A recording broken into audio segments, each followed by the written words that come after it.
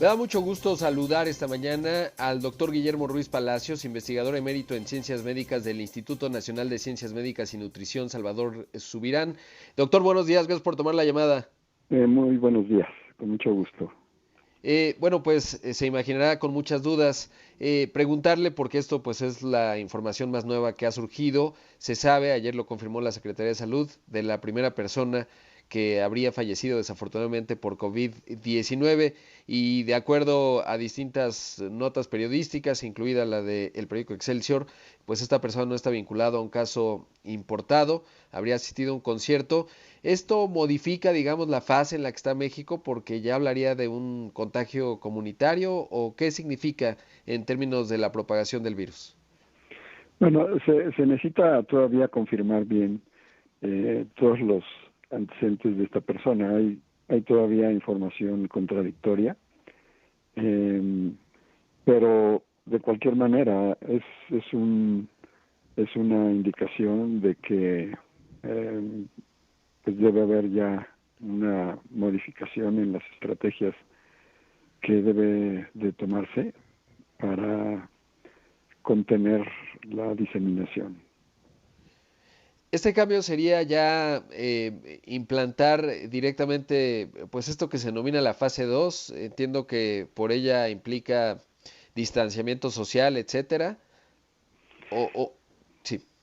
Sí, sí es una parte que los diferentes países lo han tomado en diferente forma, pero como ha ido evolucionando y cómo les ha ido funcionando a algunos países, eh, sí conviene iniciar temprano estos sistemas de aislamiento, no de aislamiento total, sino de disminución de la circulación de las poblaciones.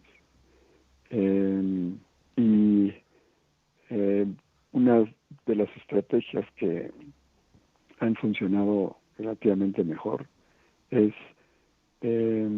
por ejemplo, en compañías, los empleados, dejar exclusivamente a aquellos que se requiera su presencia en estas oficinas o en estos sitios de trabajo y, y el resto trabajar en sus casas. Eh, Más o menos el promedio es del 10% puede o debe por necesidad asistir a los centros de trabajo y el resto trabajar en sus casas. Digo, es una situación en nuestro país muy compleja porque pues mucha de la población, sobre todo en ciudades como México, eh, el, las casas pues tienen una densidad de población bastante alta y eso complica el control de la de la pues de la diseminación. Por supuesto. Y eso me lleva a otra, tengo una duda, siguiendo los números y evidentemente por eso preguntarle a usted. Ayer se daba a conocer que se han hecho en México poco más de 1000 pruebas. Veía yo que recomendaba la Organización Mundial de la Salud hacer pruebas a los que tuvieron contacto 2 días antes de que tuviesen los síntomas los ya contagiados. Y eso me da que se han realizado más o menos por cada persona que ha dado positivo 9 pruebas.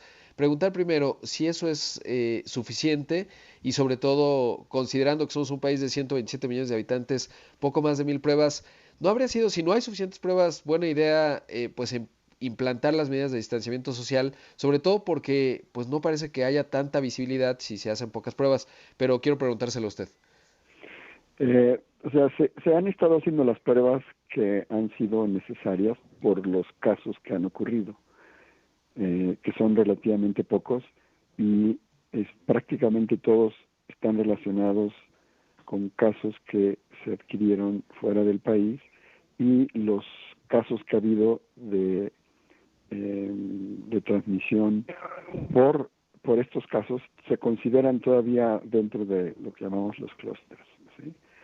Eh, pero sí ya se debe empezar a, a diseñar un programa para la toma de muestras y la práctica de los ensayos de manera más extensa. Y en eso, cuando menos, la ciudad se está preparando. Ojalá así sea.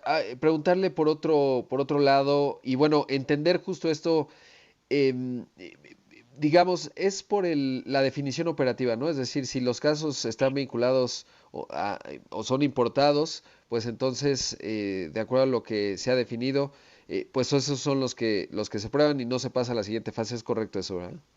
Sí, bueno, sí se prueban todos los contactos Ah, y se tienen que aislar. Y yo creo que el problema es que, por ejemplo, empezamos a tener estos casos de Estados Unidos eh, y la comunicación que hay entre los Estados Unidos y México es muy grande.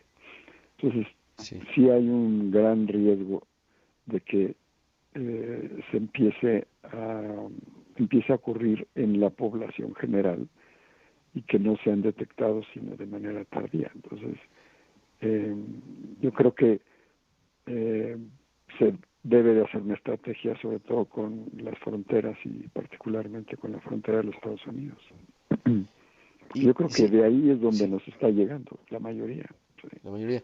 Y es que viendo este tema de los positivos con respecto a los sospechosos, pues le digo, me da 9.4 pruebas y justo lo que decía, si hay mucha densidad en las casas en México y sobre todo si pienso en los últimos 2 días, bueno, estos últimos dos no porque he estado en mi casa, pero normalmente tenemos contacto a menos de 1 metro, pues con cientos de personas. Veía que Así Corea es. del Sur en su momento Ujú, realizó 148 pruebas por cada caso positivo. ujú, ¿No habría sido bueno ser más prudentes? Es decir, porque si nos falla el cálculo se sale de control, ¿no? Por la evolución exponencial. ujú. Sí, pero si se fijan en las curvas, empezaron a tomar más muestras cuando empezó a haber más casos hospitalizados, ¿sí? Y la tasa de hospitalización ahorita que nosotros tenemos por pacientes graves por COVID es muy baja todavía, ¿sí? En cuanto empecemos a ver pacientes y empecemos a diagnosticar más, pues va a ser una explosión del número de muestras que se tengan que probar. Doctor, una pregunta muy básica. ¿Qué hay del uso de cubrebocas? ¿Es buena idea? ¿No es buena idea? Porque hay cierta confusión en ello. Yo he visto que no es bueno, salvo que uno quiera no contagiar a los demás, pero no digamos para no ser contagiado. ¿Qué hay de eso? No, el cubrebocas sí funciona muy bien, pero funciona muy bien en la atención del paciente. Eh, para el uso de la población general, no funciona bien porque traen el cubrebocas por días Sí. y un cubrebocas, la vida media de su función, que son de 3 a 6 horas máximo. Entonces, Doctor, le depende agradezco mucho. Se me acaba el tiempo desafortunadamente, pero realmente le agradezco que nos haya tomado la llamada esta mañana. sí, con mucho gusto. Hasta Gracias. luego. Ahí escuchamos al doctor Guillermo Ruiz Palacios, investigador emérito de Ciencias Médicas del Instituto Nacional de Ciencias Médicas y Nutrición Salvador Subirán.